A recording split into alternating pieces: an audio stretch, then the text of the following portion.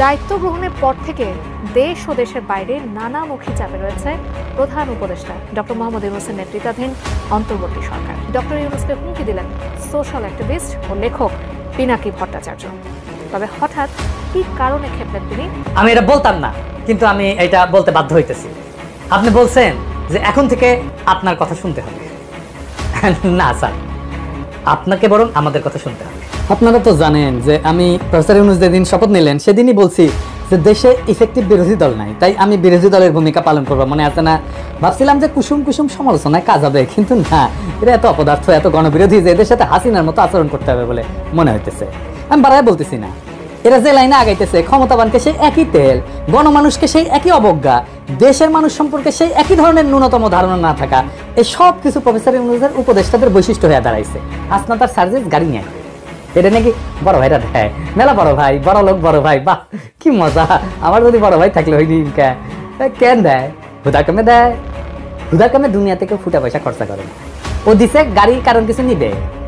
Hasnat service চাইলে এখন অনেক কিছু করতে পারে, কোনো ক্ষমতাবানের কারো কাছে সাহায্য নেওয়া উচিত। এইমাত্র পাওয়া গরম খবর, ডক্টর ইউনূসকে হুমকি দিলেন পিনাকি ভট্টাচার্য। ইউনূসের উপর কঠিনভাবে ক্ষেপে গেলেন পিনাকি। এবার প্রফেসর ডক্টর মোহাম্মদ ইউনূসের ভুল ধরিয়ে দিয়ে তাকে গদি ছাড়া করার হুমকি দিলেন পিনাকি ভট্টাচার্য। বাংলাদেশে অন্তর্বর্তী সরকারের উপদেষ্টাদের কই ভুল হতো। সুপ্রিয় দর্শক শ্রোতা, আসসালামু আলাইকুম। প্রতি মুহূর্তের আপডেট নিউজে আপনাদের সকলকে জানাই স্বাগতম। দর্শক শ্রোতা, 7 দিনের আলটিমেটাম দিলেন ডক্টর ইউনূসকে। 7 দিনের ভিতরে পদত্যাগ করতে হবে ডক্টর ইউনূস, এই নিয়ে কঠিন হুমকি দিয়েছেন পিনাকি। দর্শক শ্রোতা, রীতিমতো আজকের এই ভিডিওটি দেখলে আপনি অবাক হয়ে যাবেন। কেন সেই পিনাকি সেই ডক্টর ইউনূসকে আলটিমেটাম দিল, সম্পূর্ণ তথ্যটি রয়েছে আজকের এই ভিডিওতে প্রমাণ সহকারে।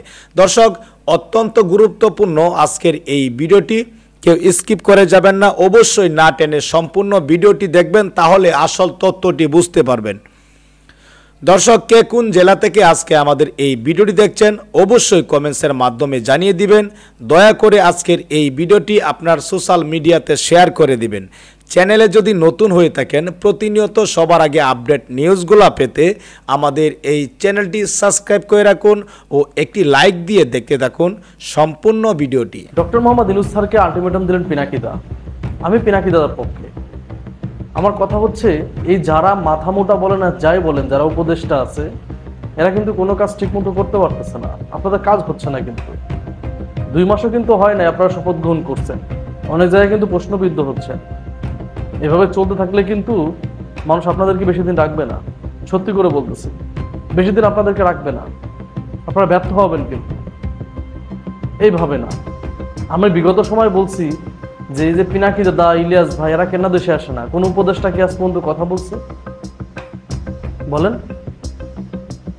এরা কোনো উপদেষ্টা কথা বলছে যে এরা কেন দেশে আসতেছে না, অথবা এদের সাথে যোগাযোগ করার চেষ্টা করছে? আমি যত জানি মেবি করে নাই। ওই প্রসঙ্গ আমার বাদ। আমরা স্বৈরাচারী ফ্যাসিবাদী হাসিনার বিরুদ্ধে যারা যুদ্ধ করছিলাম, অনলাইনে বলেন অফলাইনে বলেন সব জায়গাতে, এবং নির্যাতিত, পিনাকি দাদা কিভাবে দেশ ত্যাগ করছে সবাই জানে।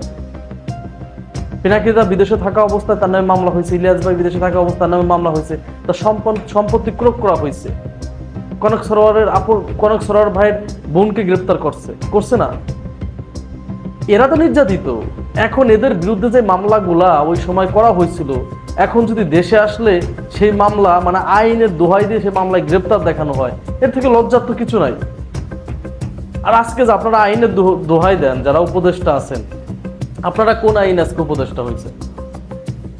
হ্যাঁ, আপনারা তো অবৈধ। আপনারা কোন আইনে উপদেষ্টা হয়েছে আমাকে বোঝান।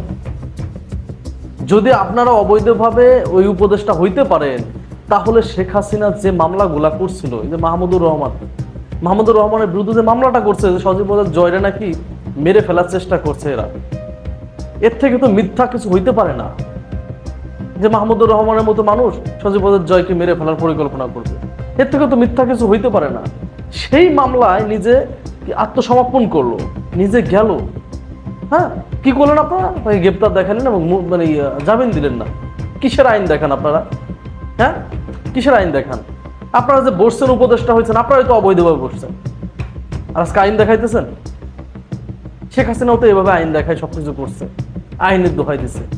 নিজে সবকিছু তৈরি করছিল, দেখেন না?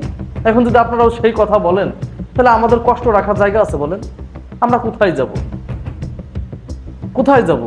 এই আমরা দেশে গেলে আমাদের জেলে যাইতে হবে, তাছাড়া কি? এই আপনারা আইনের দোহাই দেখাবেন যে এখন কি করবে, আইন তো আইনের গতিতে চলবে। তাহলে আপনারা কোন আইনে এখানে বসছেন? ডক্টর মোহাম্মদ ইউনূস স্যার, আপনি যে বৈধভাবে বসছেন, আপনি যে তাদের সঙ্গে ভাষণটা দিচ্ছেন, সেটাও তো অবৈধভাবে। আপনি কোন আইনে এখানে বসছেন? প্রধান উপদেষ্টা হয়েছেন কোন আইনে? আপনার যে উপদেষ্টারা আছে, এটা কোন আইনে? কোন সংবিধানে আছে এইভাবে কেউ ক্ষমতা বসতে পারবে? আছে কোথাও সংবিধানে? দেখান তো।